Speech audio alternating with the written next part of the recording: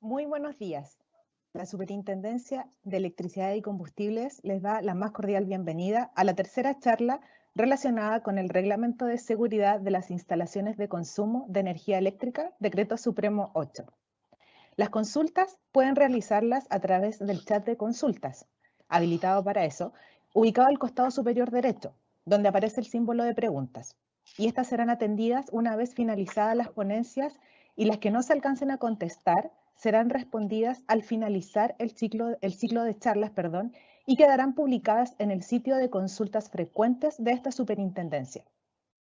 Se otorgará además un break de 10 minutos al finalizar la segunda ponencia.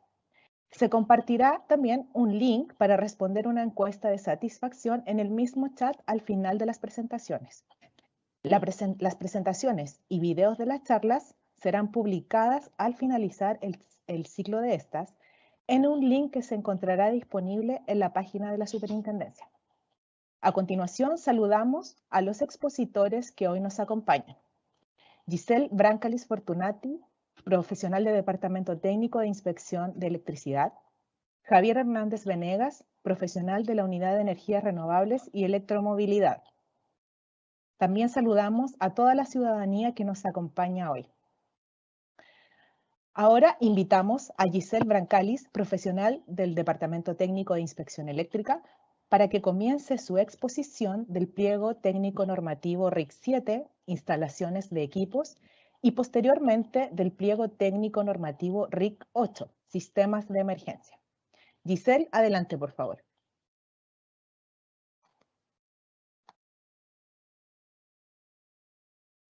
Muy buenos días. Muchas gracias, María Isabel, por esa presentación. Tal como lo indicaba Isa, hoy me toca la misión de dar inicio a la tercera charla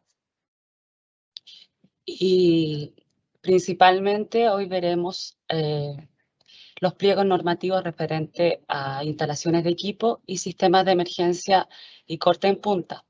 Como ustedes ya pueden ver, nosotros ya vimos la semana pasada todo lo que es la parte medular de lo que contiene nuestro reglamento de seguridad, la cual ahora viene todo lo que es la bajada hacia las instalaciones independientemente con sus características principales. Acá tenemos el esquema de los 19 pliegos normativos a la cual hacen referencia a lo que hoy en día se encuentran contenidos en nuestra normativa vigente, la norma 4. Por ejemplo, en el RIC 7 de instalaciones de equipo, hoy en día se encuentra contenido en el capítulo 12 y 13 de nuestra normativa. Por su lado, el pliego técnico número 8 se encuentra contenido en el pliego 14. Como objetivo, este pliego técnico tiene los requisitos, establecer los requisitos de seguridad que deban cumplir todas las instalaciones eléctricas de consumo del país al instalar estos equipos. El alcance y el campo de aplicación de este pliego técnico es en el ámbito que comprende tanto las instalaciones de consumo de baja tensión como de media tensión. Hace referencia principalmente a las normas técnicas IS que ustedes ven acá, que acá principalmente indican algunas que vamos a ver un poquito más adelante, referente a algunos motores, algunos condensadores. Principalmente son eso lo que ve estas normativas.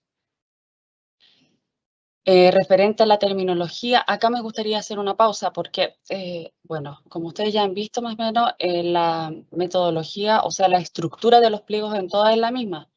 El objetivo, el campo de aplicación, referencias normativas, terminología y posteriormente se ve lo que es en sí trata cada pliego técnico. Pero acá, la terminología es aplicable solamente al pliego técnico que la nombra, para que lo tengan presente. Principalmente este pliego técnico hace mención a la definición de accesible y accesible hacia bajada también para accesible hacia las canalizaciones y a los equipos. Accesorio, aislación, carga, también hace carga no lineal y lineal, circuito, equipos. Acá en equipos hace también diferenciación entre equipos a prueba de sepulcadura, a prueba de agua, etc. de falla también hace diferenciación entre distintos tipos de falla, entre otras terminologías que describe también este pliego técnico. Por su parte, como conceptos generales tenemos básicamente lo mismo que hoy en día nos señala el 1201 de nuestra norma actual, que indica que como instalación se considera como instalación de fuerza a toda aquella instalación en que la energía eléctrica se use preferentemente para obtener energía mecánica y o para intervenir algún tipo de proceso productivo industrial. Las canalizaciones se tienen que hacer teniendo en consideración lo que indique el pliego técnico, número 4, obviamente teniendo en consideración tanto las características del ambiente como las propias de la instalación. Por su parte, los tableros o los centros de control de motores se tienen que construir e instalar de acuerdo a los requisitos que establece el pliego técnico número 2 de tableros eléctricos. Como exigencia para los equipos de fuerza establece, que está contenido en el 1202 de nuestra norma actual, establece dos requisitos que son nuevos. Que nos señala que los motores deben cumplir con las normas de seguridad y para esto deben cumplir con los protocolos que están definidos dentro de nuestra superintendencia. Y si no existiese algún protocolo, deben cumplir con lo establecido en las normas IEC 634.1, la 634.5 y la 634.8.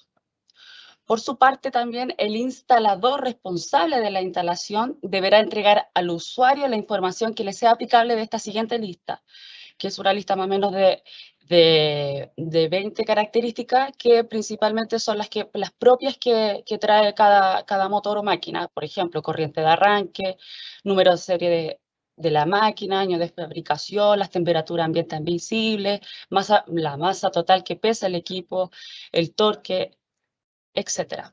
Y también tienen que indicar cuál sea aplicable de estas que siguen. Por ejemplo, la clase de régimen nominal de tensión, si es un intervalo de tensión A y B, debe determinar, etc. Lo que le sea aplicable a la máquina tienen que entregárselo al usuario. Siguiendo con las condiciones de instalaciones de los motores, estos se deben instalar en un ambiente a la cual permita una adecuada ventilación y también que sea factible un mantenimiento de fácil acceso y teniendo en consideración las recomendaciones que realice el fabricante. Además, estos equipos deben estar instalados sobre soportes antivibratorios y o sistemas también de aislación acústica. Los motores que se encuentren instalados en ambiente a la cual existe polvo o fibras que en suspensión a la cual pueden quedar depositados sobre estos equipos, deben realizarse e instalarse en conformidad del pliego número 12, que es el de instalaciones de ambientes explosivos, que lo veremos el jueves. Queda estrictamente prohibido la utilización de motores abiertos en lugares accesibles tanto a personas como para animales. La capacidad de la máquina se debe calcular, obviamente, teniendo en consideración los metros, la corrección correcta de los metros sobre el nivel del mar, donde en la cual van a estar instalados estos equipos. Debe tener un sistema de parada de emergencia a todos los sistemas accionados por motores a los cuales implique riesgos mecánicos para las personas, como por ejemplo los juegos mecánicos. Las bandas, por su parte, las bandas transportadoras deberán instalarse sistemas de emergencia cada 20 metros. Los motores tanto monofásico como trifásico con corrientes nominales iguales o superiores a 3 amperes deben tener un protector termomagnético y además un guardamotor. Las secciones mínimas tienen que ser de 2,5 milímetros en los conductores empleados para alimentar los motores fijos de potencia nominal superior a 3 HP. Respecto a las protecciones y comando de motores, es básicamente lo mismo que hoy en día tenemos en nuestra normativa, que acá les puse unos 3 puntos importantes, que los conductores, los motores y los aparatos de control de motores deben protegerse a sobrecalentamiento debido a sobrecargas. Los de régimen permanente superiores a 1 HP deberán protegerse contra sobrecargas mediante dispositivos de protección que responda a la corriente del motor. Y en los motores de varias velocidades, cada conexión de enrollado debe considerarse en forma independiente para los efectos de protección. Es lo mismo que hoy en día se encuentra en nuestra normativa. Por su parte, respecto a las protecciones de circuitos diferenciales y asimetría, podemos indicar que deberán contar con una protección de cortocircuito. Se puede también en grupos de motores que sean inferiores a 1 HP por motor, podrán tener una protección única, pero establece ciertas condiciones. Referente a las protecciones de los circuitos de estos motores, deberán tener dispositivos de protección que actúen sobre todos sus conductores activos. Y estos 3 puntos son lo nuevo que agrega este pliego técnico, que indica que los motores o cargas trifásicas que sean consideradas como críticas deberán incluir una protección asimetría, obligatoria, eso sí, para los motores de 5 HP o superior. Y también podrá ser como una protección, podrá ser solo una protección, eso sí que esté dentro del mismo tablero de comando. Estos deberán contar con un protector diferencial sí o sí. Y por su parte, los centros de control de motores deberán contar con las protecciones de sobretensión permanente basados en la norma UNE en 50550 y de sobretensiones transitorias en la norma IEC 62643-11. Referente a los partidores e interruptores, estos podrán tener sistemas de partida directa, indirecta y contención reducida. Ya se menciona lo que se entiende por cada una de ellas, que es lo mismo que hoy en día tenemos en la norma. Las empresas distribuidoras, acá es algo puntual que les quise destacar. Las empresas distribuidoras, fijarán la potencia máxima de los motores alimentados desde los empalmes en baja tensión, que podrán tener una partida directa, de modo de lograr que la corriente de partida no produzca ningún tipo de perturbación al funcionamiento de las instalaciones vecinas. Sin embargo, esta potencia máxima de los motores no podrá ser inferior a 3 kilowatts. Por su parte, las instalaciones que están conectadas a los empalmes media tensión y que cuentan con motores cuya potencia sea superior a 3 kilowatts, el instalador que está a cargo del proyecto con común acuerdo, se tendrá que poner en conocimiento con la empresa distribuidora para determinar la potencia máxima del motor que pueda ser en partida directa y que la función y la capacidad nominal y otras características de transporte que las alimente y que obviamente no interfieran en el funcionamiento de las instalaciones vecinas. Acá, referente a estos últimos 2 puntos, agrega la norma que si no llegan a acuerdo, puede venir acá el instalador puede venir a hacer un reclamo a la superintendencia y ampararse en el artículo 3 de la ley 18.410 de la superintendencia, ¿ya? Acá también todo circuito deberá tener un interruptor que desconecte tanto al motor como a su partidor. Acá ya entramos en lo que es un punto totalmente nuevo que incluye nuestra normativa, que hace referencia a la instalación de los condensadores. Principalmente esto indica que todo condensador deberá contar con su placa característica típica, que es la que indica el año de fabricación, si tiene o no tiene líquido, y si no es o no es inflamable, la frecuencia, las tensiones nominales, etc. Además, estos condensadores deben ser instalados solamente para que sean accesibles a las personas autorizadas. Las carcasas que sean metálicas de estos condensadores deberán estar aterrizadas a tierra y deberán ser conectados al sistema eléctrico a través de resistencias de inserción. Por su parte, los condensadores hasta 1000 volt nominal también establece requisitos que indica que tendrán medios tanto para la descarga de la energía almacenada. La tensión residual será reducida a 75 volt nominal a menos dentro de 3 minutos o a 50 a menos de los primeros 5 minutos a partir de su desconexión de la fuente de alimentación. Se desconecta de la alimentación dentro de los primeros 3 minutos a 50 volt y de los 5 minutos, perdón, de 75 volt y dentro de los 5 minutos 50 volt. Y la tensión residual no debe presentar ningún tipo de riesgo para el contacto directo con las personas, por ende tiene que haber algún tipo de señalética que indique esto. No se va a permitir utilizar ningún tipo manual para conectar y desconectar al circuito de descarga de dichos condensadores. Los conductores de estos condensadores no serán menor a 135% de la corriente nominal del condensador. En cada conductor activo de estos condensadores, de los bancos de condensadores, se debe instalar un medio de desconexión, como les indicaba, que debe cumplir con los siguientes requisitos. Dicho medio de desconexión tiene que abrir simultáneamente todos los conductores activos. Se permitirá que este medio de desconexión desconecte al condensador de la línea como una maniobra normal. Y la capacidad nominal del medio de desconexión no será menor al 135% de la corriente nominal del condensador. Por su parte, también establece ciertos tipos de cómo se deben instalar los condensadores superiores también a 1000 volt nominal. Para operar este tipo de condensadores, pueden ser accionados en grupo que cumplan los siguientes requisitos. Deben soportar continuamente el 135% de la corriente nominal de la instalación del condensador.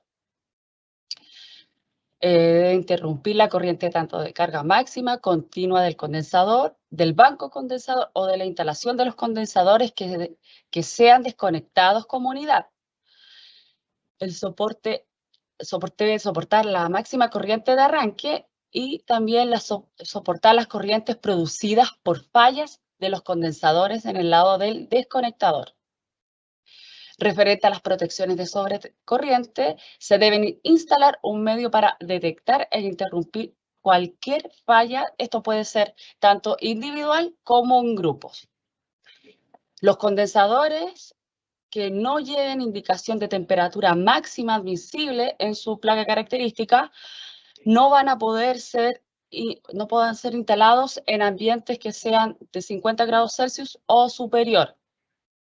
Y para la utilización de estos condensadores en lugares que estén sobre los 2000 metros sobre nivel del mar, se tendrá que tener en consideración las recomendaciones que indique el fabricante o, en su ausencia de estas, deberán cumplir con lo indicado en la norma IS 60831-1. Eso era por su parte los condensadores. Ahora nos vamos a lo que es la instalación de equipos de climatización. Hoy en día, contenido en el 1301 de la norma 4, que aquí en la norma dice equipos de calefacción, si es que no me equivoco. Bueno, estos equipos, la instalación sirve obviamente para que la energía eléctrica se use para variar la temperatura ambiental en el recinto. Los circuitos de estos equipos deberán estar separados de otros consumos. Eso sí, las máquinas que necesiten elementos calefactores, acá que la clasificación entre como fuerza, el motor puede indicar como fuerza, pueden conectarse a los circuitos de fuerza. ¿Ya? Acá agrega 2 puntos nuevos que nos señala principalmente que los equipos deberán protegerse de acuerdo a las condiciones particulares a las que estén expuestos. Y por su parte, la instalación se debe hacer respetando las distancias mínimas entre los equipos y los materiales combustibles adyacentes, según obviamente si existiese, tomando en consideración las recomendaciones tanto del fabricante como las que hace mención el pliego técnico 12 de ambientes explosivos. Posteriormente señala que tiene que existir una placa característica que esté visible, que eso hoy en día se encuentra contenido en nuestra normativa. Para equipos superiores a 1 kilowatt debe haber un interruptor incorporado que corte todas sus líneas activas, de lo contrario se debe conectar a un circuito a través de un tablero comando. Eso también sale hoy en día en nuestra norma. referente a los circuitos, protecciones y comandos. Los circuitos de enchufe para alimentar a 2 climatizadores podrán tener capacidades nominales ya sea de 16, 20, 25 o 32. Hoy en día en nuestra norma sale 15, 20, 25 y 30. Bueno, es un cambio breve, pero se modificó esto. Para equipos superiores deberán alimentarse por un tablero de comando. La sección mínima de estos circuitos deberá ser de 2,5. Y por su parte, también estos circuitos deberán contener algunas de las medidas de protección contra contactos, contra tensiones peligrosas que vimos el día jueves con Felipe.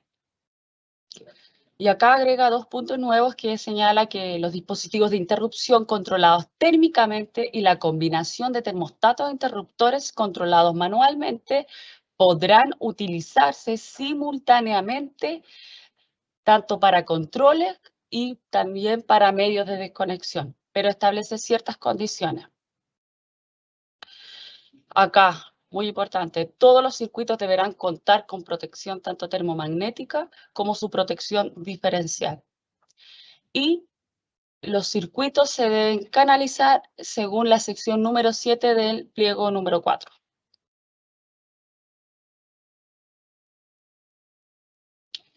Agrega también aquí, siguiendo también obviamente con la instalación de equipos de climatización, acá se menciona a lo que es equipo de calentamiento eléctrico para tuberías y tanques.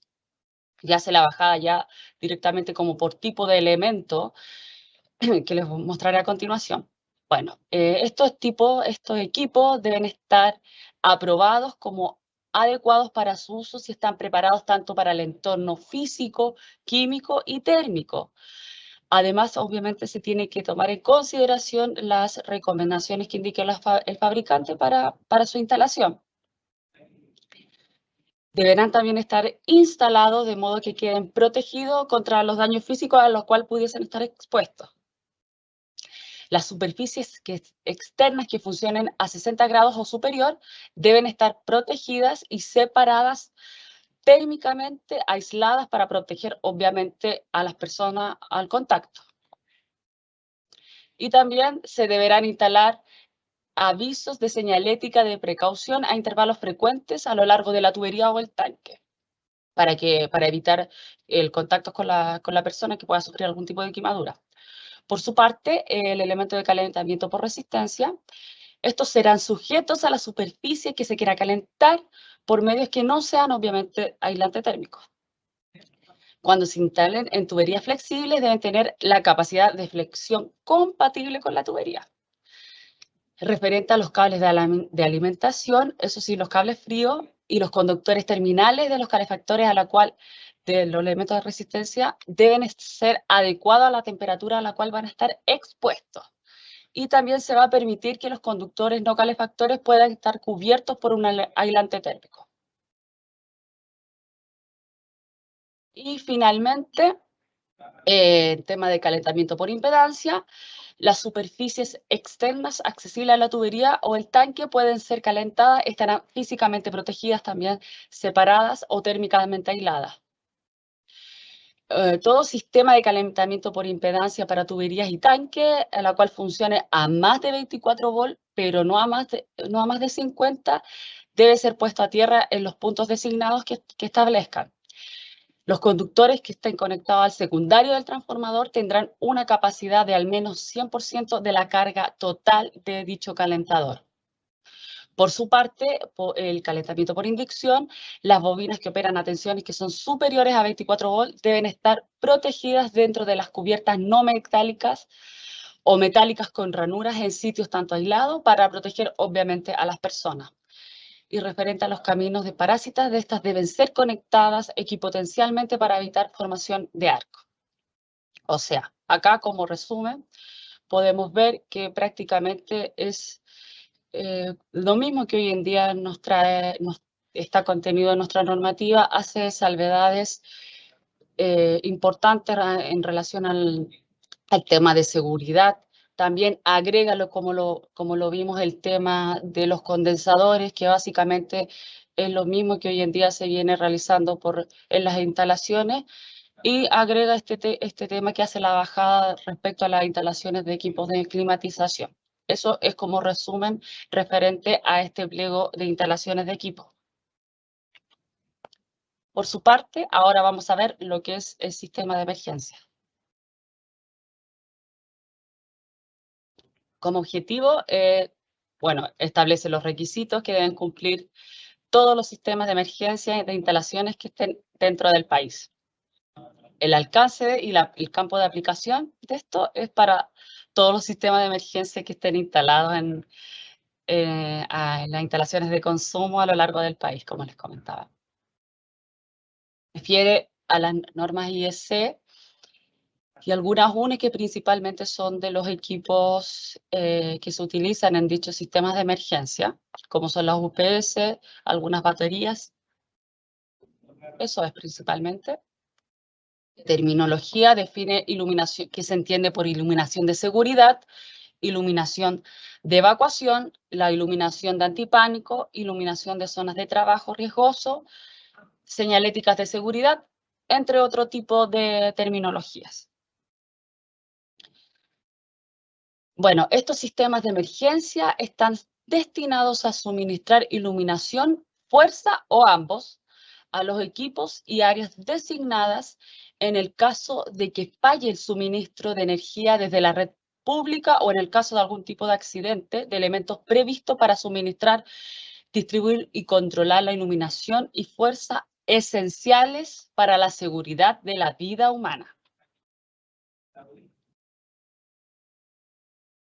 ¿Quiénes deben tener estos tipos de sistemas de emergencia? ¿Qué tipo de recintos? Bueno, acá entran todos los recintos asistenciales, llámese hospitales, clínicas, CEFAM, consultorios, todos los asistenciales.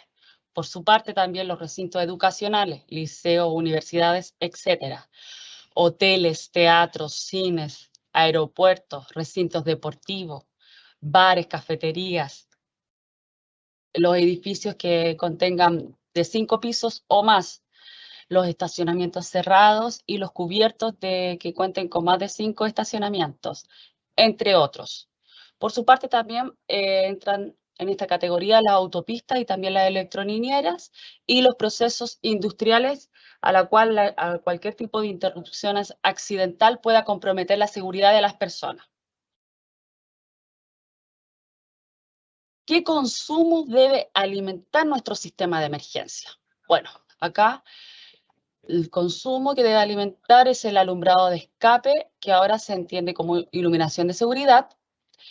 Todos los sistemas de sustentación de funciones biológicas, acá ya entra, hoy en día en boca de todo lo que es los respiradores artificiales. Acá también hace mención a lo que es salas de operaciones y todo lo que es básicamente en tema más de salud. Sistema de alarmas tanto de incendio como de robo. Los sistemas de combate de extinción de incendio. Acá hace mención a todos los sistemas, por ejemplo, de extracción de humo, todo lo que se ocupe para el combate de extinción de incendio.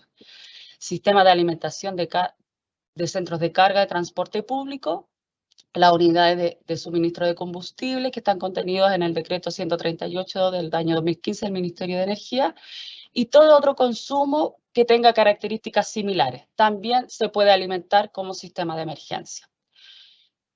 Estos sistemas de emergencia se deben instalar, se deben canalizar mediante lo que esté establecido en el reglamento, en el pliego número 4, sección 7. Los equipos que se utilicen en estos sistemas deberán ser aprobados para el uso específico en sistemas de emergencia. Tanto en el empalme como en el tablero se debe colocar una placa visiblemente con una placa que indique que esta instalación cuenta con un sistema de emergencia y además de esa placa debe indicar el procedimiento a la cual se debe desconectar este sistema de emergencia en caso de cualquier tipo de siniestro.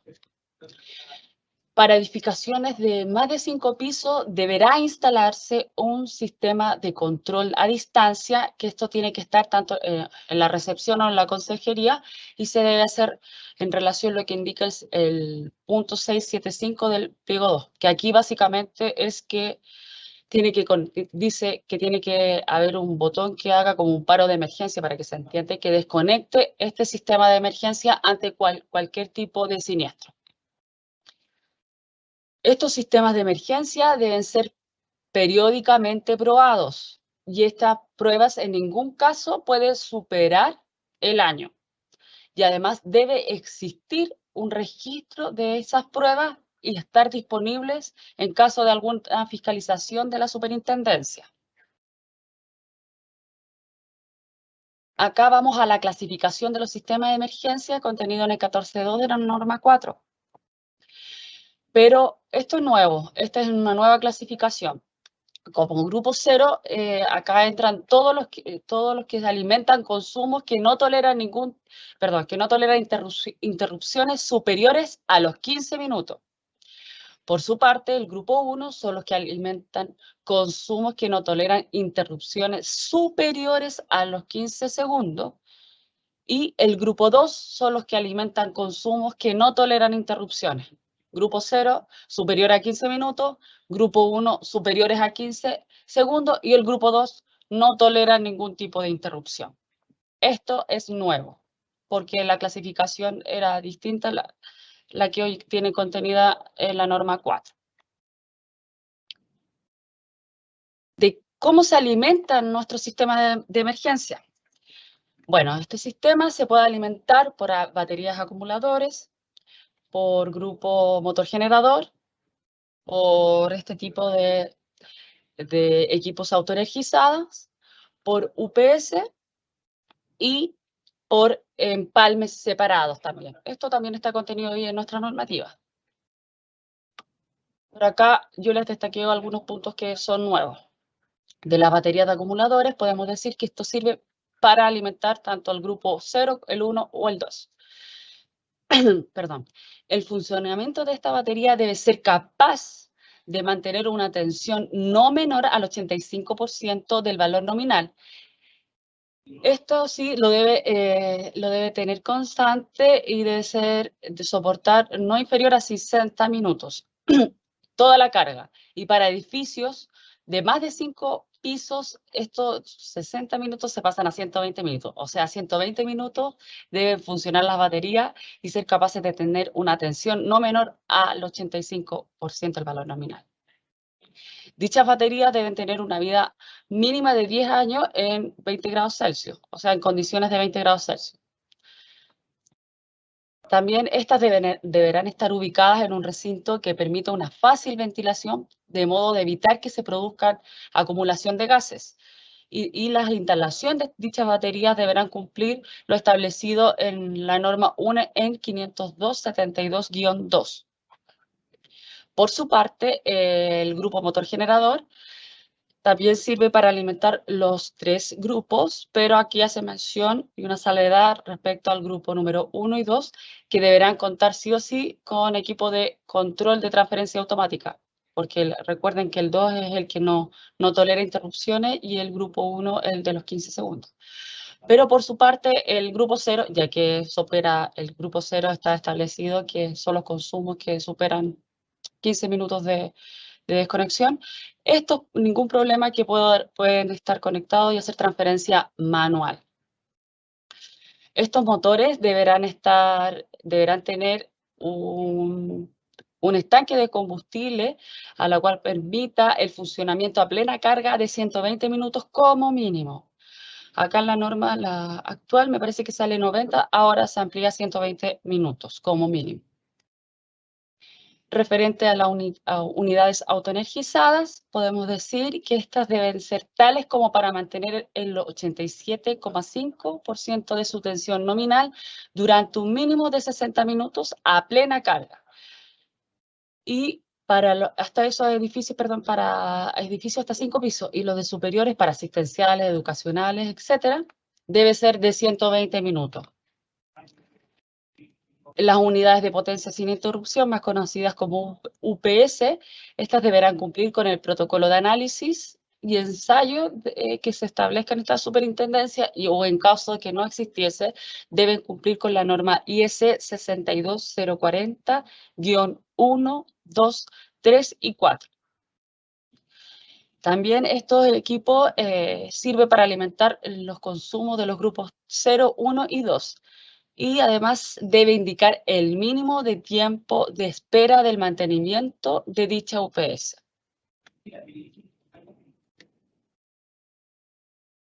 Acá nos vamos de lleno a lo que es el circuito de emergencia e iluminación de reemplazo, que es parte de nuestro sistema de emergencia de respaldo, a la cual permite que la continuidad de las actividades normal. Cuando éste proporcione una iluminación inferior al alumbrado normal, se usará para terminar el trabajo de forma segura. Acá establece que dicha iluminación de reemplazo deberá ser no inferior a 5 lux por 2 horas como mínimo a todos los recintos asistenciales, pero acá se menciona recintos asistenciales que se entienda, por ejemplo, en sala de hospitalización, de sala común, en los pasillos, en las salas de espera, se tiene que establecer 5 lux por 2 horas como mínimo. Por su lado, todo lo que viene en sistema como en la urgencia o en los pabellones ya, de operación, el nivel de iluminancia debe ser igual que el alumbrado normal durante 2 horas como mínimo.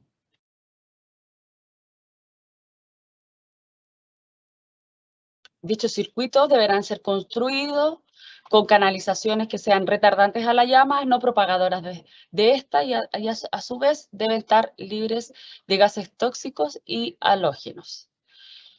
Y los conductores que se deben utilizar son estos los que revisamos la semana pasada con Julio, que estos conductores son nuevos. Por ejemplo, acá indica servicio de seguridad, alumbrado de emergencia con unidades autoenergizadas, se deberá usar el tipo de cable RC1-K.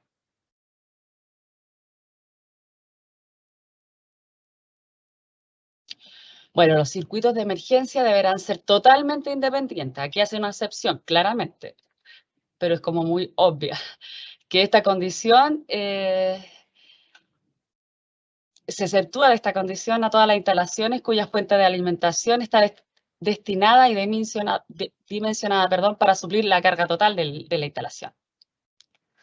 Estos circuitos de emergencia no deben pasar por zonas que estén expuestas a riesgo de explosión. Y todo edificio de más de 5 pisos de niveles debe contar con una red inerte. Esto hoy en día se encuentra contenido en nuestra normativa, pero acá yo les quise destacar lo que incluye, que es como las exigencias nuevas que incluye nuestro pliego técnico. El punto de alimentación, bueno, este circuito debe cumplir las siguientes condiciones.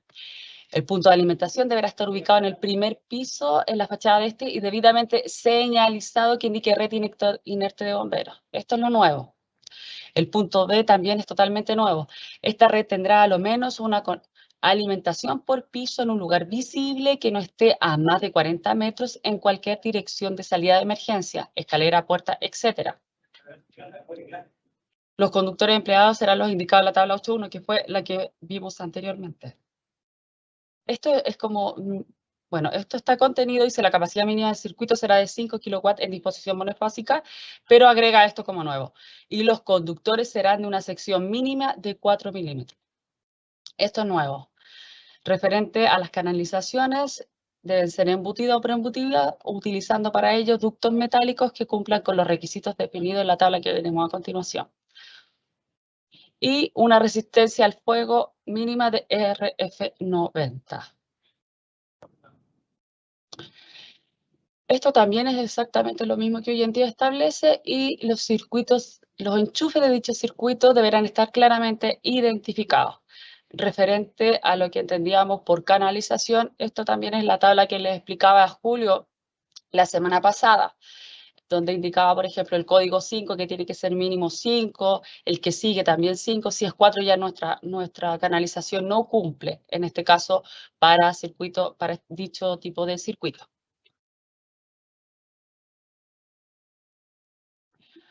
Seguimos con la iluminación de seguridad. Bueno, esta iluminación de seguridad es básicamente para facilitar y proporcionar vías de seguridad de escape de manera fácil y que sea sin posibilidad de confusiones, o sea, de evacuar lo más rápido posible. ¿Dónde se deben instalar estas iluminaciones de seguridad? La iluminación se debe instalar sobre cada puerta de salida de emergencia, que se denomina iluminación de evacuación. Cerca de las escaleras, iluminación antipánico. Cerca de cada cambio de nivel, iluminación de evacuación. En todo cambio de dirección de vía de escape, iluminación antipánico. Al exterior de edificios, iluminación de evacuación. Donde se ubican las cajas de empalme, iluminación de antipánico. Y finalmente también quería aquí destacarles que también hace mención a la tabla contenida hoy en 1126, que es exactamente lo mismo que sale en nuestra normativa, solamente que acá se hace unas pequeñas modificaciones a la autonomía. ¿Se acuerdan que yo recién les mostré unas clasificaciones? Claro. Por ejemplo, en tipo de iluminación de evacuación, la iluminancia debe ser de un lux, la reacción mínima y la autonomía sale detallada y el tiempo de recuperación y el rendimiento de la lámpara. Eso es principalmente lo que refiere el pliego técnico número 8 del sistema de emergencia. Como ustedes pueden ver, básicamente es lo mismo que hoy en día tenemos en nuestra normativa, haciendo, obviamente, rescatando y mejorando algunos sistemas de seguridad e incorporando. Eso es todo por mi parte. Espero que les haya gustado. Traté de destacar los cambios más importantes. Bueno, de hecho, incluye casi todos los cambios que traen estos nuevos pliegos técnicos. Eso. Muchas gracias por su audiencia. María Isabel.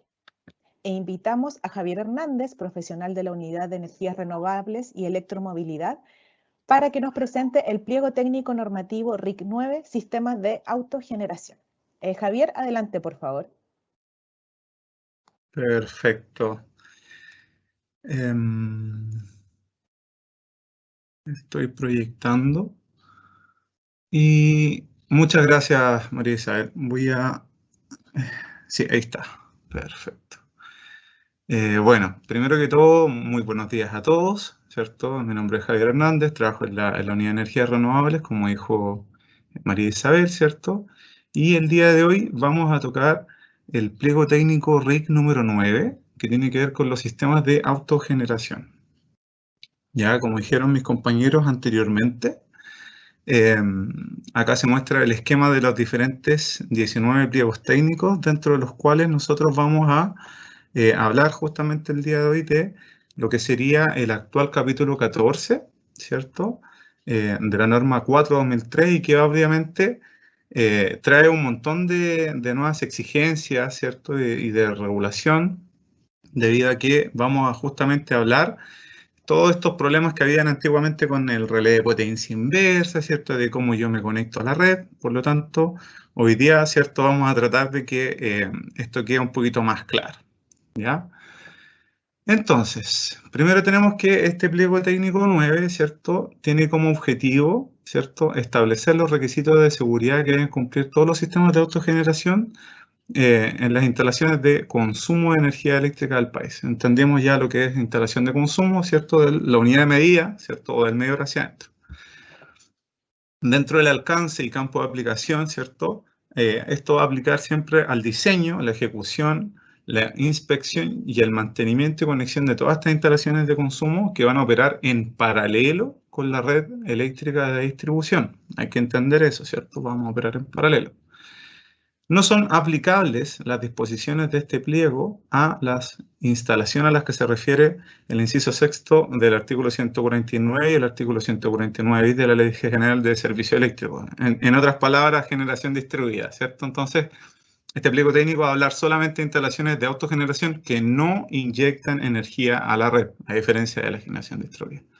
Y ahí dentro de las referencias normativas, ¿cierto?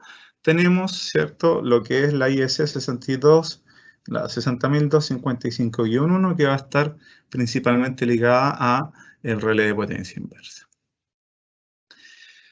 Entonces, dentro de las exigencias generales, ¿cierto? Sabemos que el diseño y construcción debe asegurar que la instalación no presenta riesgo para los operadores o usuarios, ¿ya? Además que el funcionamiento no debe provocar averías en la red ni disminuciones en las condiciones de seguridad ni de calidad, ni tampoco alteraciones superiores a la admitida por la normativa vigente. Entonces, lo que se está mostrando acá, ¿cierto? Son diferentes sistemas de autogeneración que no inyectan energía a la red, tales como la generación fotovoltaica que ustedes están viendo en el lado izquierdo, ¿cierto?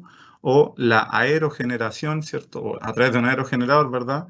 En una estación de servicio, o en el lado de acá abajo un equipo de cogeneración eficiente, ¿cierto? Que principalmente, en términos muy generales, ¿cierto? Es un grupo electrógeno que obviamente funciona produciendo energía eléctrica, ¿cierto? Y ocupando el calor en vez de botarlo afuera, ¿cierto? También para, obviamente, ocuparlo calentando, digamos, el agua que va al interior de ciertas tuberías. En el fondo nos permite utilizar ambos tipos de fuentes de energía en un mismo proceso, ¿ya?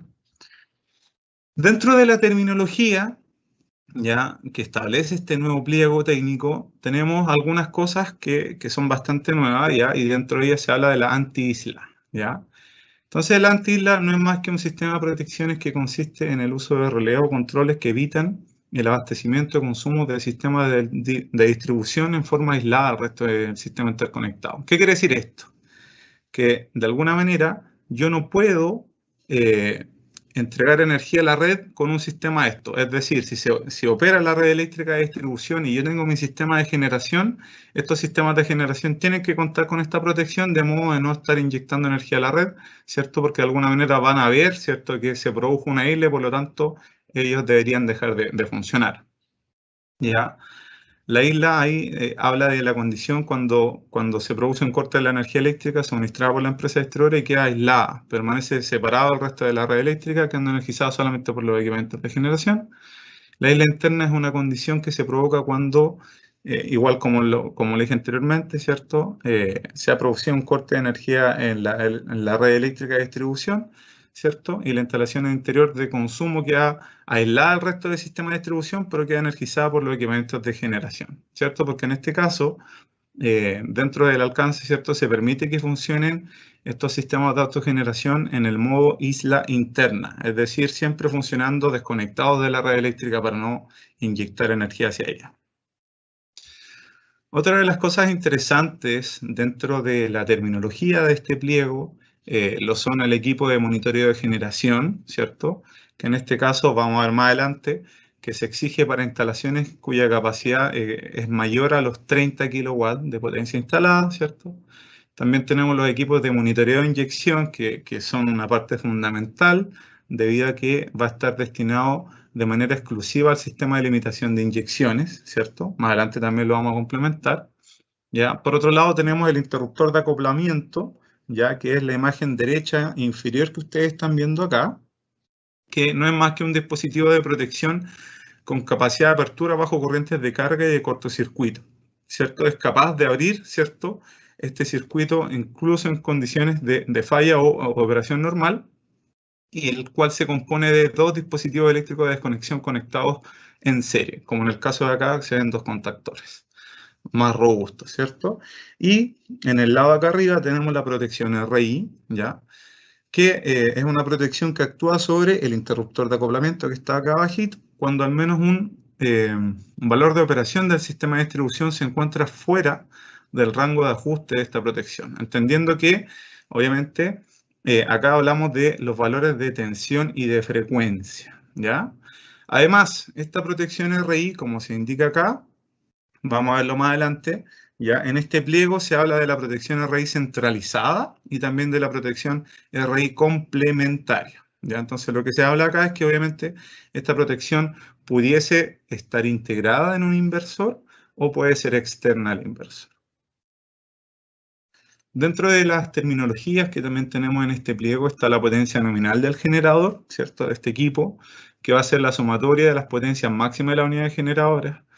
Tenemos la protección de potencia inversa, que es el elemento de protección que funciona sobre un valor deseado de potencia en una dirección dada o sobre la inversión de potencia. Ya es el que de alguna manera va a decir, oye, está pasando un electrón hacia la red, tienes que cortar el sistema de autogeneración o la instalación de consumo, lo cual vamos a ver en función de las capacidades de potencia instalada y también de los tipos de condiciones que se pueden producir en función de cómo conectamos nuestro sistema de autogeneración a una instalación de consumo, ¿ya? Por otro lado, tenemos los sistemas de autogeneración, que es como lo que se define, digamos, en este pliego, y es principalmente sistemas de generación de energía eléctrica destinados a suministrar el consumo local del recinto o el equipamiento que se encuentra ubicado bajo la tuición y responsabilidad de su dueño o usuario, con independencia o con posibilidad de funcionamiento en paralelo con la red de distribución, ¿ya? Entonces hay que tener eso también presente. Ya para ir finalizando lo que es la terminología, porque yo traté de ir poniendo como los conceptos que son nuevos, ¿cierto? O los que pudieran generar un poco de duda, ¿cierto? Que los vamos a ir explicando en función de cómo vayamos avanzando en esta presentación. Otra de las cosas importantes acá es el sistema de control de inyección cero, ¿ya?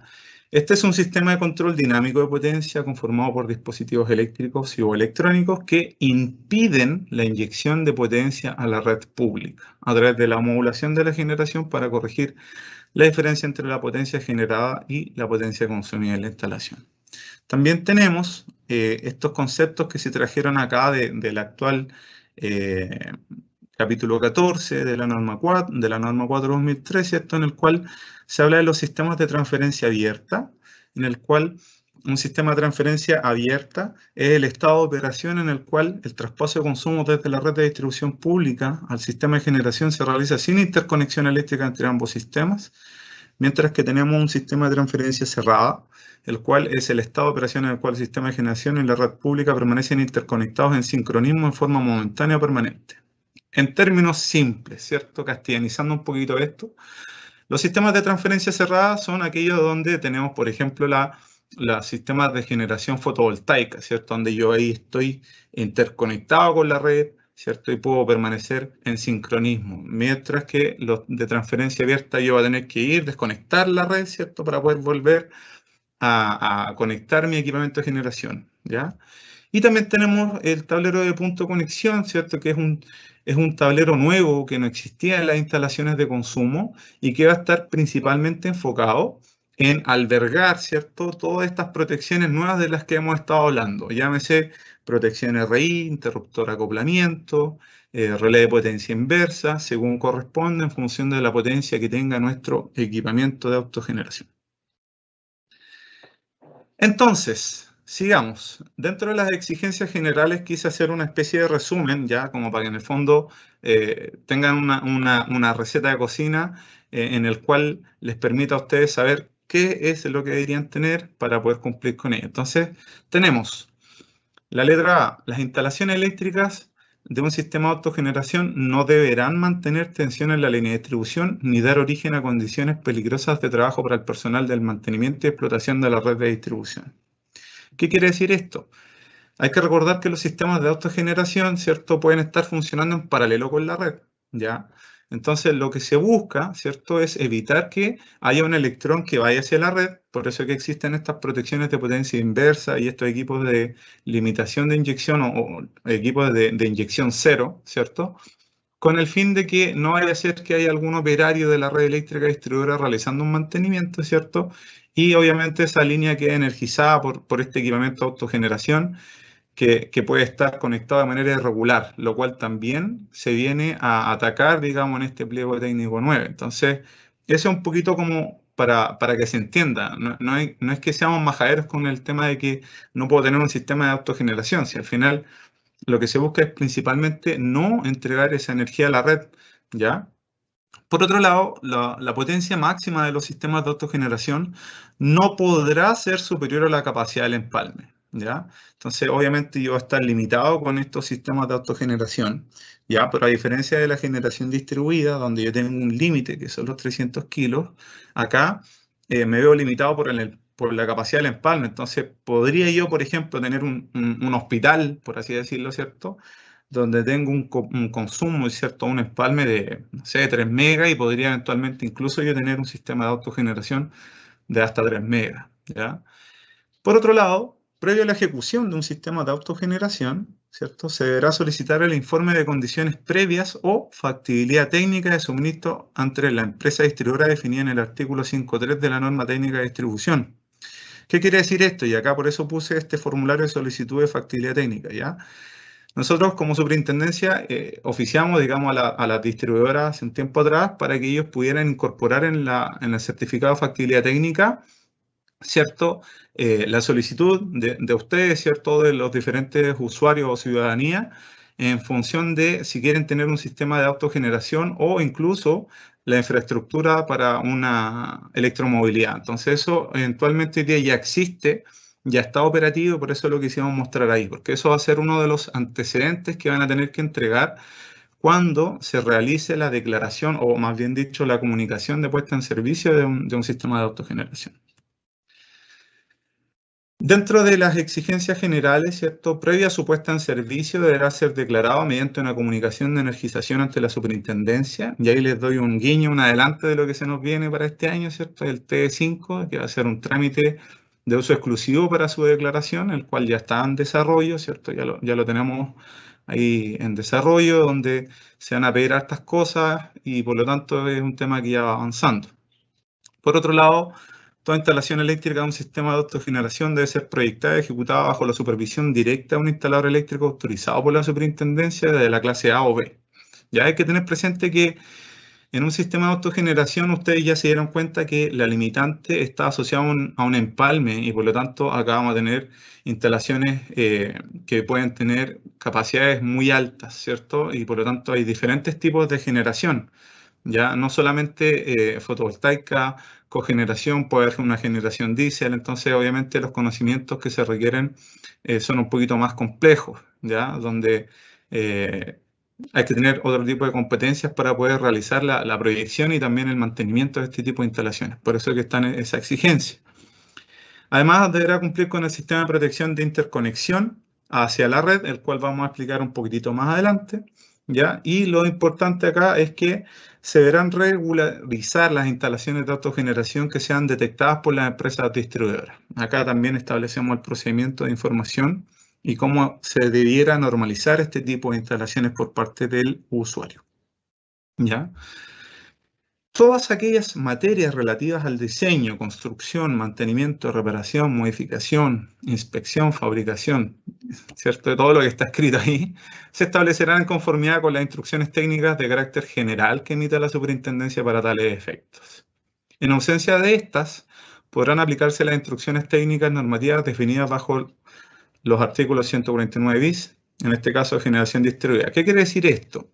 Que de alguna manera, si yo quisiera, por ejemplo, tener un sistema de autogeneración que no inyecta energía a la red a través de un sistema fotovoltaico, ¿cierto? Yo podría entonces ocupar, en ausencia de la instrucción técnica general, el RGR02 2020, ¿ya? O lo mismo con un sistema eólico, ¿ya? Eso es lo que quiere decir principalmente.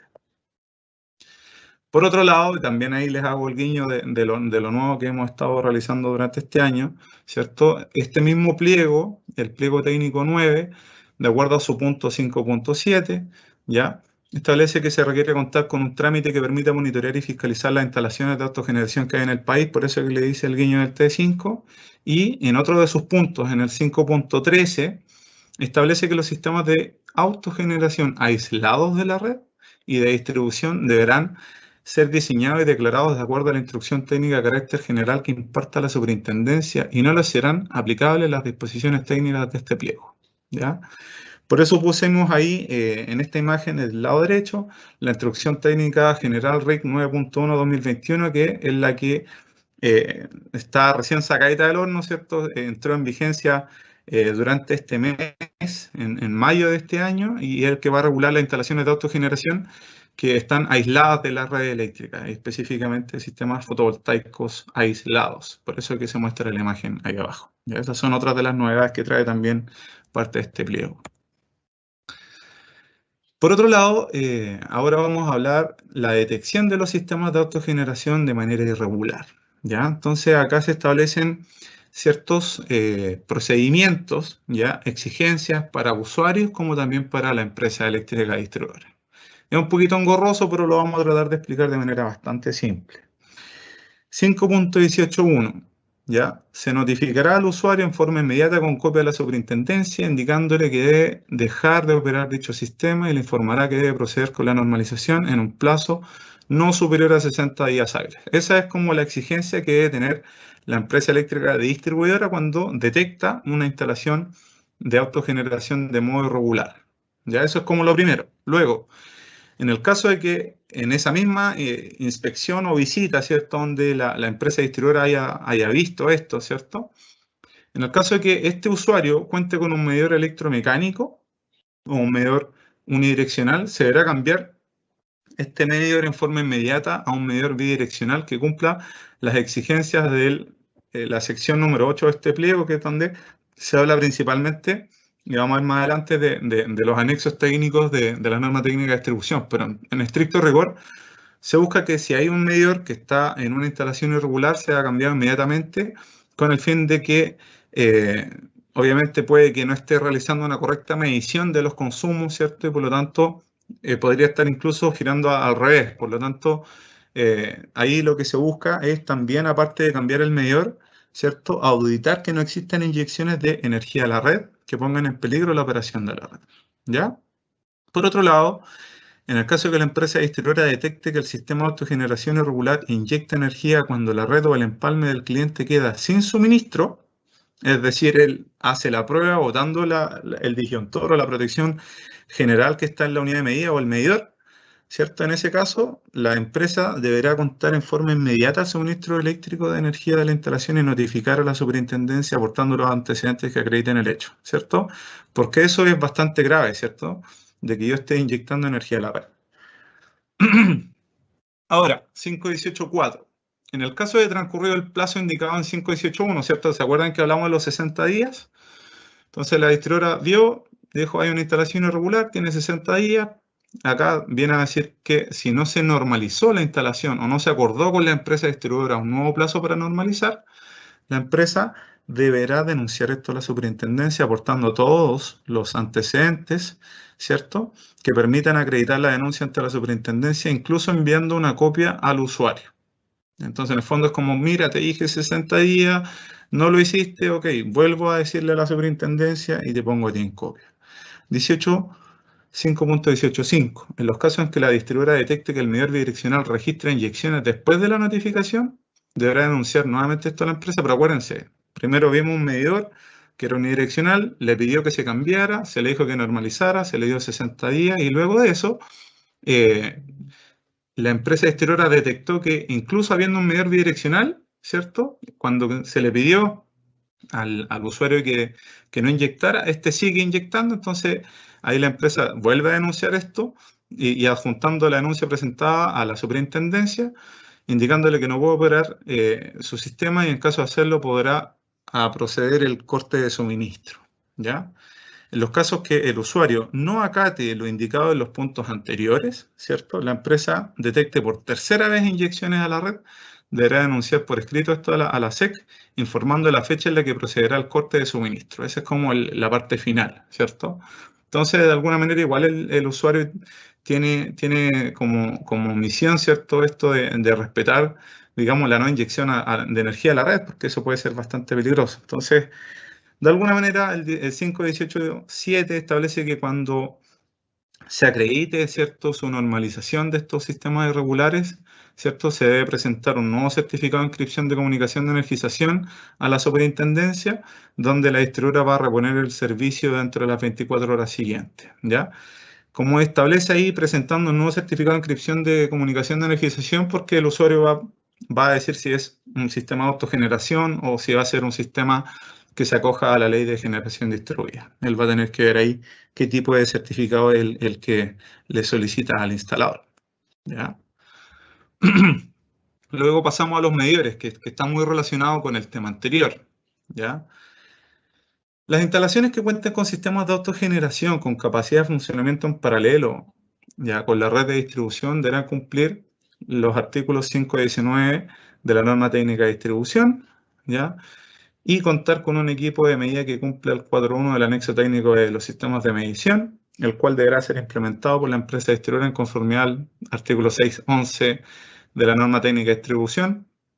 Voy a explicar esto en todo caso, porque como que hay mucho texto ahí, mucha referencia a normas técnicas que son un poquito complejas de entender, pero básicamente lo que se dice es que, bueno, tiene que haber un medidor, un equipo de medida, ¿cierto?, que cumpla con los sistemas de medición, monitoreo y control que establece la norma técnica de distribución y que de alguna manera es la empresa eléctrica distribuidora la que tiene la función y la obligatoriedad de implementar este sistema de medición, monitoreo y control más el equipamiento o la unidad de medida, ¿ya? Entonces, eso es lo que quiere decir todo ese texto. Además, estos sistemas deben ser capaces de generar alertas, ¿cierto? Generar alertas cuando se produzcan inyecciones de energía a la red no autorizada, ¿ya? Porque en este caso la empresa eléctrica es la que va a estar monitoreando esta alerta y en caso de detectar clientes que inyecten energía a la red deberá notificar al usuario como hablamos anteriormente, ¿ya? Por otro lado, todo sistema de autogeneración con una potencia instalada superior a los 30 kilos deberá contar con un equipamiento de monitoreo de generación que sea capaz de registrar exclusivamente la generación, ya el cual deberá quedar montado en el tablero de distribución del equipamiento de autogeneración y claramente rotulado. ¿Qué quiere decir eso? Que independiente de la unidad de medida o el medidor que tiene la empresa distribuidora para la facturación, ¿cierto? Ya, yo muy cercano a él debiera tener un medidor de uso exclusivo del sistema de generación. Ya hay que recordar que de alguna manera yo necesito saber cuánto es lo que estoy generando, ¿cierto? Y si de alguna manera pudiera haber algún problema con el factor de potencia, ¿cierto? Ese equipo de medición nos va a poder ayudar, ¿cierto? A ver si ese factor o ese mal factor de potencia lo está asociando a esta generación que eventualmente no se puede, ¿cierto? O puede prestar apoyo frente a ese tipo de problemas. Dentro de lo que es la operación del equipo de generación, ¿cierto? Los sistemas de autogeneración que funcionan en modo isla interna deberán contar con un sistema de transferencia abierta, que fue lo que hablamos inicialmente, ¿cierto? Al principio de este pliego, que permita operar el sistema una vez que se desconecte la red de distribución, ¿ya? Esta nueva operación de sistemas de autogeneración en modo isla interna se realizará mediante el sistema de transferencia abierta, que asegure que en ningún momento existirá conexión con la red de distribución mientras se encuentre operando en este modo. Ya acuérdense que la finalidad de esto va a ser siempre no inyectar energía a la red. Ya, por otro lado, también se establece que la conexión o reconexión de los equipamientos de generación a la red de distribución solo puede ocurrir, ¿ya? Solo puede ocurrir, por eso lo destaqué, si el equipo de generación establece que la tensión y frecuencia de la red están dentro del rango de tolerancia, como lo establece el artículo 5.16 de la norma técnica de equipamiento de generación o la norma técnica de net billing, donde ahí se establecen cuáles son los valores de tensión máximos, mínimos, ¿cierto? Y de frecuencia máximo es mínimo. Lo que viene a decir es que, oye, ojo, tú vas a tener una protección RI que va a estar monitoreando cómo se comporta la red eléctrica de distribución. Por lo tanto, ¿cierto? En función de cómo ella se comporte, tú te vas a conectar, te vas a desconectar o te vas a reconectar. Eso es lo que viene a decir principalmente, ¿ya? Por otro lado, los propietarios de sistemas de autogeneración cuya potencia instalada sea superior a 300 kilowatts, ¿ya? Deben designar un responsable técnico, el que deberá contar con conocimiento técnico sobre la conexión, operación y mantenimiento de la instalación de autogeneración. Ese también es uno de los requisitos que viene a detallar acá, de que va a haber un responsable en el fondo de estar viendo las coordinaciones, los mantenimientos, ¿cierto? Y las modificaciones o reparaciones que haya que realizar. Ahora vamos a hablar un poquitito de la conexión para equipos de generación sincrónicos y asincrónicos, ¿ya? Entonces, lo primero es un sistema de autogeneración que no se basa en tecnologías con convertidores estáticos, ¿cierto? El inversor. Para el control de sus parámetros de funcionamiento y de sincronización con la red deberá contar a lo menos con los siguientes equipos, ¿cierto? Y ahí se habla de que deben tener estos voltímetros simultáneamente midiendo la tensión y la fuente, digamos, en la red, los frecuencímetros, los sincronoscopios, ¿ya? También se habla de que para la protección y control de la puesta en paralelo o separación de la fuente de la red, el sistema de autogeneración debe contar con un relé de sincronismo que permita la puesta en paralelo automático, ¿ya? Y también se deberá contar con un esquema de control y explicación de la partida de la autogeneración que aplicará solo para cuando hayan equipos de generación asincrónicos, donde este esquema debe estar impreso y de manera legible cercano al tablero del equipamiento de autogeneración, ¿ya? Por otro lado, también se establecen la rotulación, la señalización y los esquemas de conexión, ¿ya? Entonces acá lo que hicimos fue establecer las señaléticas de precaución, entendiendo que van a haber ciertos tipos de condiciones donde los operarios tienen que saber que hay un sistema de autogeneración. Por eso, por ejemplo, está acá esta precaución, esta propiedad cuenta con un sistema de autogeneración y es la que va a estar principalmente pegada en la unidad de medición, ¿cierto? En el medidor, en la parte de afuera. Esto tiene unas medidas que también están establecidas en el capítulo 11 de este pliego. También se habla de las rotulaciones que tienen que ser indelebles. También se habla de que, por ejemplo, los conductores que vengan de un sistema de autogeneración y que lleguen a una barra, ¿cierto?, de un tablero general o de un tablero de distribución existente dentro de una instalación de consumo, tienen que ser rotulados, ¿cierto?, y tienen que verificarse, ¿ya? Aquí lo que buscamos principalmente es que puede que una empresa desarrolladora A realice la ejecución de un sistema de autogeneración, sin embargo, pueden haber empresas B y C que son los que van a hacer el mantenimiento y por lo tanto cualquier persona o técnico, ¿cierto?, que se meta a realizar algún mantenimiento dentro de esta instalación tiene que saber que va a haber una energización por una fuente de autogeneración y que tiene que estar claramente señalizado, ¿ya? Por otro lado, también se habla de los procedimientos de apagado de emergencia y por eso ahí se adjuntan algunos ejemplos, ¿ya? Entonces, de alguna manera, igual tratamos de establecer correctamente esto para que quede todo bien señalizado y sea fácilmente entendible para el personal de mantenimiento que llegue a ese tipo de instalaciones. Además que también tratamos de regular qué es lo que deberían tener los planos con los diagramas unilineales que vamos a ver un poquito más adelante.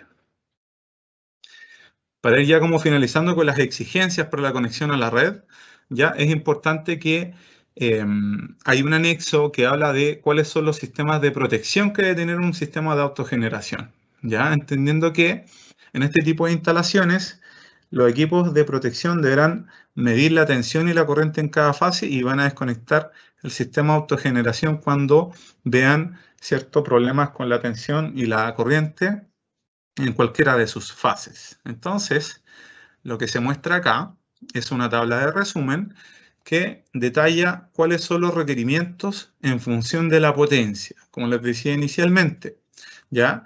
Entonces, ¿qué es lo que tenemos acá? Primero, en los sistemas de autogeneración vamos a tener una discriminación o por así decirlo, instalaciones de hasta 10 kilos, ¿ya? Entonces, si tenemos instalaciones de hasta 10 kilos, ¿cierto? Me va a decir ahí, en función de si mi sistema de autogeneración, ¿cierto?, la potencia es menor o igual al 30% de la capacidad del empalme, o si es mayor al 30% de la capacidad del empalme, van a tener algunos tipos de protecciones, como por ejemplo, la protección por sobrecorriente de fases, que es lo que nosotros conocemos como el disyuntor. En el caso de acá va a ser de corte omnipolar. La protección por falla a tierra, que va a ser el diferencial. Más adelante vamos a ver que es del tipo A o B. La protección array complementaria, que si tuviéramos una instalación fotovoltaica, sería la protección array integrada en el inversor. La protección array centralizada, que obviamente no aplica a instalaciones menores a 10 kilos, sino mayores a los 100 kilos, por eso que se trata acá con una X, ¿cierto?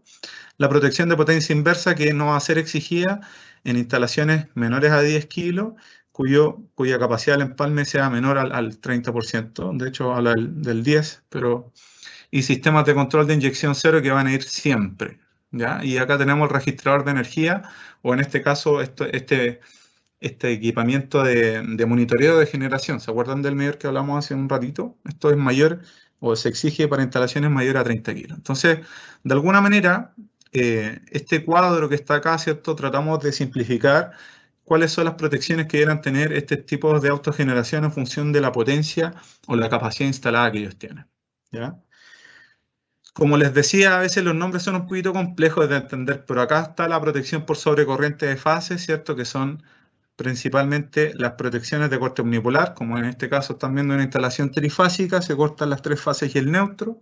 La protección por falla de tierra, que sería el diferencial, en el cual se habla claramente que tiene que ser del tipo A o B, y también se habla que para capacidades menores a 10 kW, esta sensibilidad del diferencial va a ser de 30 mA, y para capacidades mayores a 10 kilos puede ser de una sensibilidad mayor, no superando los 300 mA.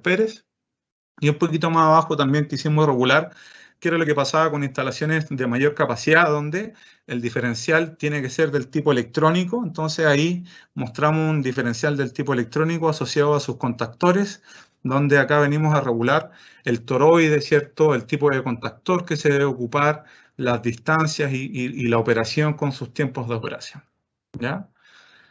Ahí es importante el tema de este simbolito, ¿cierto? Para poder saber cuál es el diferencial del tipo A y del tipo E, poder diferenciarlo. Dentro de las exigencias para la conexión a la red, también tenemos que vamos a tener que distinguir ahí, ¿cierto? Si voy a tener una protección RI complementaria o centralizada, ¿ya? Y ahí, si se acuerdan, la complementaria va a ser para instalaciones menores a 100 kilos y la centralizada va a ser para instalaciones mayores a 100 kilos. Por eso es que aquí traté de mostrar como una protección RI complementaria, que es la que puede estar integrada en un inversor o en un equipamiento de autogeneración. Por ejemplo, en un equipo de cogeneración eficiente, uno también podría encontrar una protección RI complementaria integrada, ¿ya?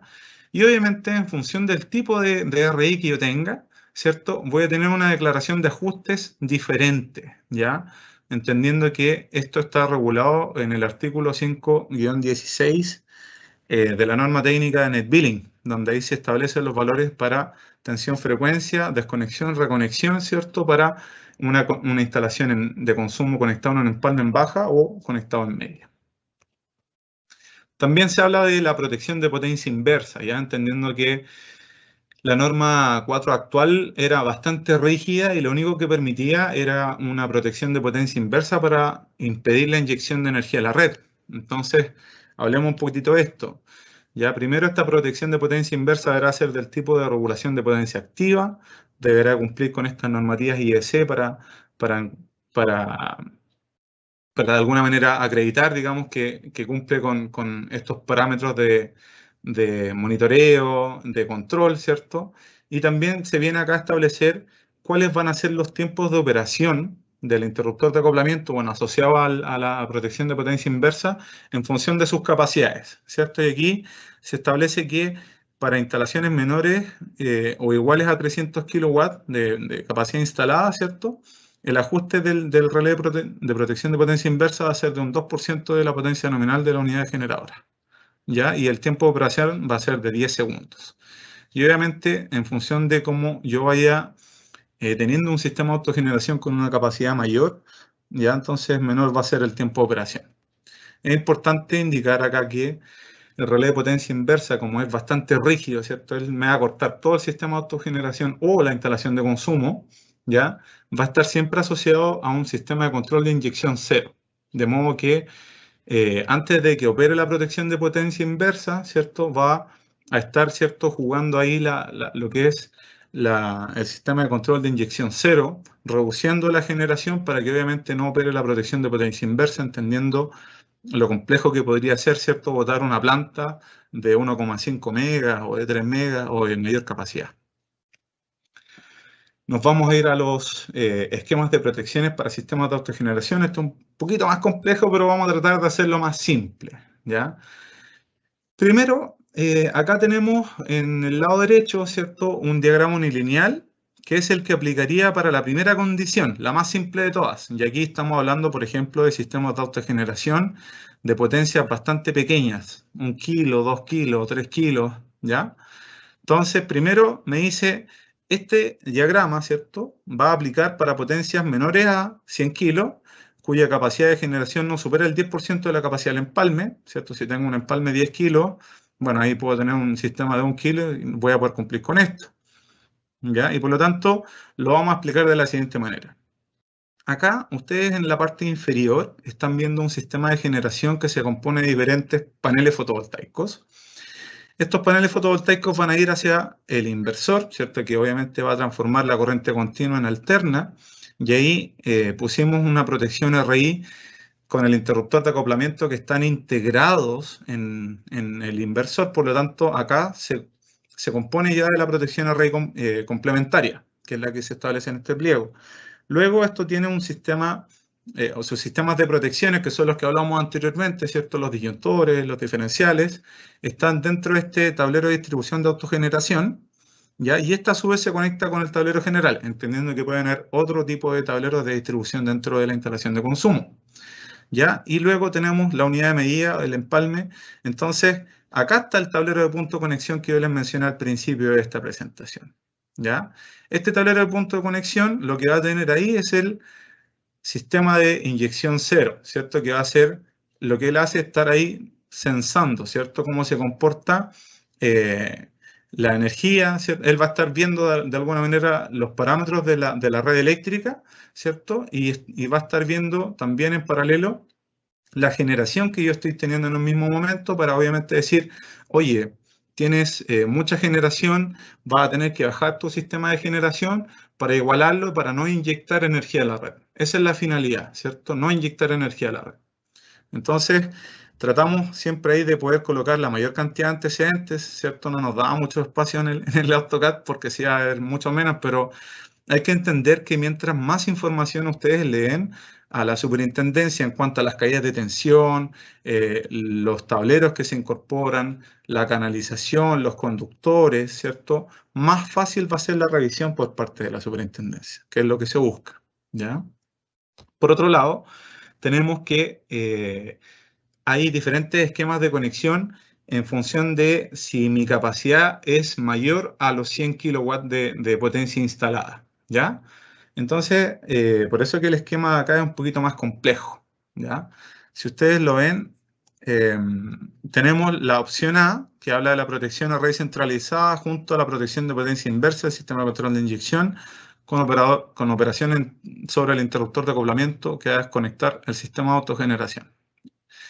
¿Cómo se explica esto? Primero tenemos un sistema de generación, ¿cierto? Puede ser energía renovable, diésel, da lo mismo, los cuales están acá abajo y tienen su protección array complementaria. ¿Ya? Estos van a estar con sus protecciones en el lado de alterna dentro del tablero de distribución de autogeneración. Por ahí se indica el monitoreo de generación, ¿se acuerdan? Si la instalación es mayor a 30 kilos, en este caso sí aplica, ¿ya? Y por lo tanto esta energía la vamos a entregar acá, al interruptor de acoplamiento. Y ese interruptor de acoplamiento a su vez la va a entregar al tablero general por obviamente tener esta autogeneración. Entonces, dentro de este tablero de punto de conexión, lo que se muestra es que va a estar la protección RI centralizada y la protección de potencia inversa y el sistema de control de inyección cero monitoreando. Por eso se ven ahí las líneas punteadas, ¿cierto? Que lo que indican es netamente estar sensando. Ellos ven cómo se comporta la red, ven cómo se comporta la generación y también la inyección para evitar que obviamente pueda haber alguna inyección y por lo tanto el sistema de control de inyección cero va, ¿cierto?, a operar sobre este tipo de generación. Entonces, de alguna manera lo que se busca acá es que en este caso yo voy a desconectar solamente el sistema de autogeneración, ¿ya? Por otro lado, en la parte B es exactamente similar a lo anterior, solo que ahora se habla de un disparo transferido. ¿Qué quiere decir esto? Que en este caso la protección de potencia inversa, ¿cierto? En el lado anterior, la protección de potencia inversa y la RI externa podían operar ambas dentro del interruptor de acoplamiento, ocupándolo el mismo, ¿cierto? En el caso de acá no, ¿cierto? La protección de potencia inversa debe tener su propio interruptor de acoplamiento siempre y cuando yo ocupe esta solución de acá que es el disparo transferido, donde obviamente el interruptor de acoplamiento de la RI externa está varios metros o incluso kilómetros más allá. Entonces ahí debe cortar solamente el suministro de autogeneración, ¿ya? Por otro lado, ¿cierto? Acá es donde nosotros vamos a botar todo el sistema de instalación de consumo. ¿Por qué razón? Porque de alguna manera se vienen a dar diferentes tipos de opciones, ya después vamos a ver el por qué, pero de alguna manera buscamos que la instalación de consumo, ¿cierto? Que viene la energía desde la red, ¿cierto? Va a pasar primero al interruptor de acoplamiento, ¿ya? Y luego de pasar al interruptor de acoplamiento, va a llegar al tablero general. Por lo tanto, obviamente, si llegase a operar alguna de estas protecciones, lo que va a pasar es que va a botar toda la instalación de consumo, ¿ya? Y en el esquema D es exactamente igual al C, pero, ¿cierto? Acá tengo el disparo transferido con la protección RI externa. Por lo tanto, lo que buscamos acá es principalmente lo mismo, ¿cierto? La energía eléctrica de la red viene, va a pasar directamente al interruptor de acoplamiento y de ahí se va a devolver al tablero general. Entonces, obviamente, estas soluciones que se están mostrando acá, que son para instalaciones mayores a los 100 kilos, van a tener que ver con dónde yo tengo el interruptor de acoplamiento, entendiendo que ahí voy a tener la mayor cantidad de corriente o la capacidad completa del sistema de autogeneración, entendiendo que puede haber facilidades, ¿cierto?, dentro de un tablero general que está en buen estado y tiene capacidad para poder albergar estas protecciones y también tiene la capacidad para poder mandar estos conductores, por ejemplo, en un edificio de comercial, donde lamentablemente no muchas veces hay espacio disponible en los chafes eléctricos. Entonces, hay uno como proyectista y como instaladores que tiene que evaluar el tipo de solución que va a emplear, ¿ya? Y para ir ya finalizando, tenemos también qué es lo que pasa con las etapas intermedias, ¿cierto? Habíamos hablado de las instalaciones menores a 10 kilos, mayores a 100 kilos, y por lo tanto ahora vamos a abordar las instalaciones que están entre medio, ¿cierto? En este caso, que son instalaciones con capacidad menor o igual a 100 kilos, donde la potencia instalada de autogeneración supera el 10% de la capacidad del empalme, y por lo tanto acá, si ustedes se dan cuenta, ya no está la protección array centralizada, ¿verdad? Que esa es la que se pide para instalaciones mayores a 100. Acá tenemos solamente el sistema de control de inyección cero y también tenemos la protección de potencia inversa, donde acá solo se va a cortar el suministro de autogeneración, ¿cierto? Acá vamos a botar netamente lo que es el sistema de autogeneración. Entonces acá lo que vamos a tener es la generación la inyecta al inversor, el inversor tiene sus protecciones eléctricas en el tablero de distribución de autogeneración y por lo tanto vamos a entregar la energía que generamos, ¿cierto?, al interruptor de acoplamiento, el cual la va a entregar al tablero general. Si llega a ocurrir algún problema en la red, ¿cierto?, o se detecta que a lo mejor pudiera haber algún electrón que está pasando, ¿cierto?, hacia la red, la protección de potencia inversa va a ser operar el interruptor de acoplamiento, botando, en este caso, el sistema de autogeneración.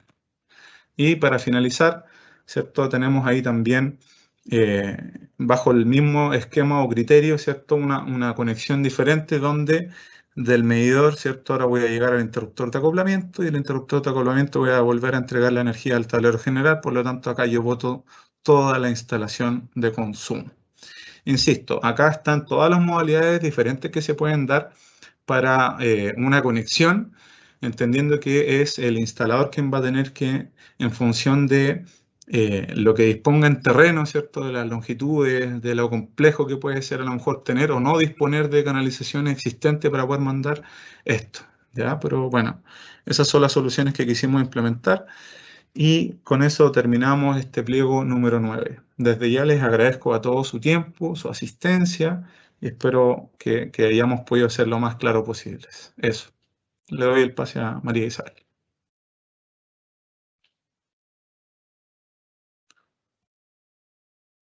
Muchas gracias, Javier, por tu presentación. Puedes apagar el... muchas gracias. También agradecemos la presentación de Giselle. Y ahora vamos a comenzar el ciclo de consultas relacionadas con las ponencias de hoy. Pero quiero informarles también que han preguntado bastante por el chat de cuándo van a estar disponibles tanto las presentaciones como las sesiones anteriores, los videos. Entonces, le informamos, como mencioné al inicio de la charla, que las presentaciones y videos de las charlas serán publicadas al finalizar el ciclo de estas en un link que se encontrará disponible en la página de la Superintendencia, ¿ya? Y la otra consulta que fue repetida varias veces, perdón, se refiere a dónde se encuentra el reglamento, el decreto supremo 8, RIC, y los pliegos técnicos. Y el decreto 08, RIC, se encuentra disponible en la página de SEC y también en el chat público de la charla de hoy se encuentra el link para que ustedes las puedan descargar. Bueno, a continuación comenzamos con las preguntas y invitamos a Giselle, por favor, para que responda las que son relacionadas con las ponencias de ella. La primera pregunta dice así: ¿La protección diferencial es individual o es por motor? Giselle, por favor. Muchas gracias, María Isabel. El pliego 7 establece que la protección diferencial debe ser por motor, pero exige, establece condiciones cuando son de protecciones de cortocircuito, cuando se pueden hacer en grupo, pero establece ciertos requisitos. Pero en referente a los protectores diferencial es por motor. Perfecto, muchas gracias, Giselle. La segunda consulta. ¿El RIC 7 es aplicable a todos los equipos eléctricos que cuenten con un motor en su interior o es aplicable únicamente a motores unitarios? Como les comentaba, cada pliego técnico hace mención a la cual son aplicables cada uno. En este caso, indica a todas las instalaciones eléctricas que tienen equipos de motor o los equipos que se tratan precisamente en dicho pliego técnico. Gracias, Giselle. La tercera consulta dice así. Las instalaciones existentes que no cumplan con los puntos incorporados en los pliegos técnicos deberán ser regularizados. Si es así, ¿cuánto tiempo se tendría para aquello? Bueno, acá es importante recordar que estos pliegos técnicos no son retroactivos. Recuerden que dichos pliegos técnicos entran en vigencia a mediados de julio, con excepción del pliego 15, que este ya entró, si es que no me equivoco, en marzo. Ese ya se encuentra operativo, pero el resto de los pliegos técnicos entra en vigencia a mediados de julio. A partir de esa fecha, todas las instalaciones que presenten algún tipo de T1, alguna ampliación o se inscriban como nuevo, tienen que cumplir con estos nuevos requisitos que establecen cada dicho pliego técnico. Con excepción, súper importante esto, con excepción de los que ya cuenten con un permiso de edificación previo a la entrada en vigencia. Si ya cuentan con un permiso de edificación, como les comentaba previo a la entrada en vigencia, podrán instalarse y declararse según lo establecido en la norma 4. Gracias, Giselle. La siguiente pregunta dice, ¿las vías de evacuación deben de tener equipos de iluminación autoenergizados? Sí, ahí yo les hice mención precisamente a los equipos que deben tener autoenergizados, también las clasificaciones de dichos equipos que también se clasifica como tipo de iluminación de evacuación, antipánico, y también la autonomía que deben tener dichos equipos. Eso está referido en la tabla 8.3 del pliego número 8 para que lo revisen. Perfecto. Y finalmente la última consulta dice así, ¿los circuitos de emergencia de iluminación deben ser todos diseñados con ductos y cables libres de halógenos? Sí, precisamente señala que todos los ductos a los cuales se instalan este tipo de circuitos deben ser con cables, con conductos que estén libres de gases tóxicos y libres de halógenos, sí, y retardantes a la llave. También quería destacar, María Isabel, ahí me voy a tomar unos minutitos, para hacer mención que, como ustedes ven, la mayoría de nuestros pliegos técnicos hace referencia a distintas normativas, tanto IEC como UNE, en la cual nosotros como superintendencia estamos trabajando en hacer un convenio para posteriormente tenerlas ojalá visibles y abiertas a las consultas de toda la ciudadanía, tanto a la ciudadanía como ustedes como los instaladores, ya para que tengan la visualización de dichas normas. Eso, muchas gracias. Perfecto, muchas gracias a ti, Giselle, por las ponencias y por aclarar las dudas que estaban relacionadas con el pliego normativo que expusiste hoy. Bueno, ahora invitamos a Javier Hernández, por favor, para que proceda a responder las consultas que son relacionadas con las ponencias que efectuó hoy. Perfecto. Javier, la primera consulta dice así, ¿cuál es la diferencia entre el relé de potencia inversa y el sistema de inyección cero? Ya, buena pregunta. A ver, lo primero es que el relé de potencia inversa es considerado una protección eléctrica, ¿ya? Que de alguna manera viene a estar mandando. Él es el que manda la señal. Él dice, mira, acá hay un electrón que está pasando hacia otro lado y por lo tanto te ordeno, ¿cierto? Le ordena al interruptor de acoplamiento, en este caso, a botar el sistema de autogeneración. En el caso de un sistema de control de inyección cero, es diferente porque es un dispositivo que puede ser electrónico, ¿cierto? asociado generalmente a un sistema de medición, ¿ya? Es un sistema de medición, ¿cierto?, que va a estar en el alimentador general dentro de un tablero de distribución o general, va a depender del tipo de instalación, pero en ese caso ese sistema de medición va a estar entregándole, digamos, esta información al equipamiento de generación, puede ser a través de los inversores, y ahí obviamente es el inversor el que va a estar viendo, digamos, esto de que, oye, tengo una generación mayor, tengo un consumo mayor de la red, por lo tanto, él va a discriminar, pero no es que vaya a cortar el suministro, él lo que va a hacer es va a bajar la generación para que sea igual al consumo, de alguna manera, y de esa forma yo impido que la protección de potencia inversa opere, ¿ya? Entonces, eso es como principalmente la diferencia. Perfecto, muchas gracias, Javier. La segunda consulta. ¿Cuál es la diferencia entre el TE4 y el futuro TE5? Ya, muy buena pregunta también. A ver, el TE4 habla de sistemas de generación distribuida, ya entiéndase como sistema de generación distribuida, aquellos sistemas de generación, ya. Primero, ya, vamos a hablar un síntesis un poquito más. La generación distribuida tiene como función solamente la generación de energía renovable, ¿ya? O sea, a partir de fuentes de energía renovable, y también incluye la cogeneración eficiente, ¿ya? Por otro lado, el sistema de autogeneración es diferente porque él no establece el tipo de fuente de generación. Por lo tanto, ya tenemos la primera diferencia. En un sistema de autogeneración yo podría tener incluso generación con diésel, ¿ya? Y ahí entraría, digamos, a poder entregar energía para autoconsumo en algunos de los pliegos que dijo anteriormente Giselle, ¿cierto? Como corte en punta o sistemas de emergencia, ¿ya? Por otro lado, tenemos que la generación distribuida, ¿cierto?, se declara a la superintendencia a través del TE4. Ese trámite habla de una capacidad máxima de 300 kilos. Acá la diferencia es que no existe un límite de capacidad. O sea, el límite va a estar impuesto solamente por la capacidad del empalme. Ahí es donde yo dije que podría ser un claro ejemplo de eso, es la planta de cogeneración eficiente de Noracid, en el norte, donde tienen una capacidad de autogeneración de 3 megas, donde tienen una capacidad de empalme de 9 megas. O sea, imagínense, no hay restricciones, netamente la capacidad del empalme. Y por lo tanto, el T5, a diferencia del T4, va a regular la autogeneración con cualquier fuente de energía renovable, va a tener que tener una factibilidad técnica, que es la que va a entregar la empresa eléctrica distribuidora, ¿cierto? Y no va a tener límite de potencia, pero sí va a tener estas restricciones de tener el relé de potencia inversa, el sistema de control de inyección cero, ¿cierto? Y también va a tener las demás protecciones eléctricas que ya dijimos, como los disyuntores, ¿cierto?, los diferenciales, las protecciones RI complementarias o centralizadas. Entonces, esa es un poquito la diferencia entre el TE5 y el TE4, que se viene más adelante. Muchas gracias, Javier.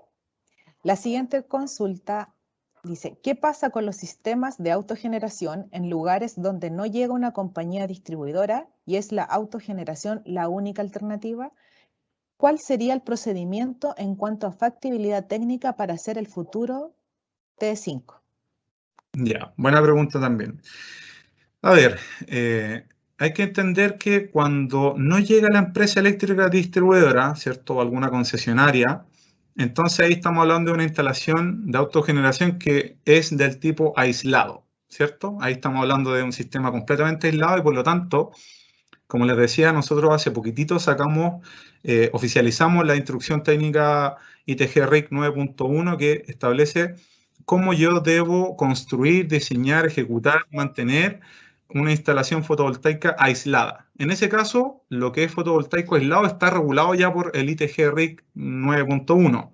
Pero si yo quisiera tener otro sistema de generación en una instalación aislada, ahí es donde este pliego técnico 9 establece que la superintendencia es la que tiene que, obviamente, realizar, digamos, estas instrucciones técnicas que permitan cómo diseñar o ejecutar este tipo de instalaciones en instalaciones aisladas, ¿ya? Que puede ser eólica u otro tipo de instalaciones. Entonces, mientras no exista eso, ya el pliego técnico 9 igual es un poquito claro y dice, mira, mientras no existan esas instrucciones técnicas de carácter general que imparta la SEC, puedes ocupar los RGR que hoy día están vigentes, considerando obviamente que no me voy a conectar a la red. Por lo tanto, para terminar la respuesta, ¿cierto? En ese caso, si estoy aislado de la red, no necesito una factibilidad técnica, porque obviamente no va a haber una empresa eléctrica distribuidora, ¿ya? Y por lo tanto ahí voy a tener que declarar esto como una instalación aislada a través del T1 provisoriamente. Muchas gracias, Javier. Y la última consulta es, ¿cuándo entra en vigencia el T5? Ya, buena pregunta. Como les decía, nosotros estamos en etapa de desarrollo, ¿cierto? Ya entregamos las ubicaciones a informática, así que en el fondo ya tenemos todas las tareas como bien hechitas. Ahora viene todo lo que es la programación, el desarrollo y las pruebas en ambiente QA. Por lo tanto, nosotros esperamos, ¿cierto? Ojalá poder contar con este trámite nuevo a fines de año o principios del próximo. Ya, eso es, y obviamente ahí les hago la invitación, ¿cierto? Durante el segundo semestre igual vamos a estar capacitando un poquito acerca de lo que son los sistemas de autogeneración y también instalaciones aisladas. Eso. Perfecto. Muchas gracias, Javier, por la respuesta a las consultas efectuadas. También aprovechamos de agradecer a Giselle por la ponencia realizada hoy. Agradecemos también la asistencia y los invitamos cordialmente a la siguiente charla que se realizará el jueves 3 de junio a las 10 a.m. Les recuerdo, por favor, responder la encuesta que se encuentra publicada en el chat de la charla de hoy. También se encuentra publicada el link para descargar tanto el decreto como los distintos pliegos técnicos. Aprovecho de informarles nuevamente y recordarles que tanto las charlas y los videos, las presentaciones y los videos de las charlas serán publicados al finalizar el ciclo de estas en un link que se encontrará disponible en la página de la Superintendencia.